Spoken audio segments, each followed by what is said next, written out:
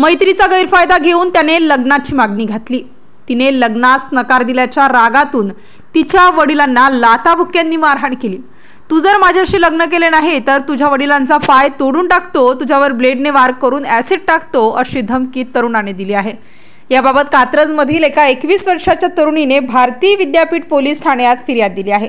त्यानुसार पोलिसांनी अनिकेत श्याम मिसाळ वय वर्ष 28 राहणार नवरंग सोसायटी गुलाबनगर धनकवडी याच्यावर गुन्हा दाखल केला आहे। हा प्रकार फेब्रुवारीपासून आतापर्यंत होत होता। याबाबत पोलिसांनी दिलेल्या माहितीनुसार फिर्यादी आणि अनिकेत मिसाळ हे मित्र होते। या मैत्रीचा गैरफायदा घेऊन अनिकेत याने लग्नाची मागणी घातली। या तरुणीने लग्नास नकार दिला।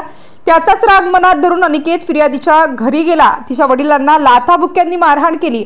तू जर माझ्याशी लग्न केले नाही तर तुझ्या वडिलांचा पाय तोडून टाकतो व तुझ्यावर ब्लेडने वार करून ॲसिड टाकतो, अशी धमकी दिली।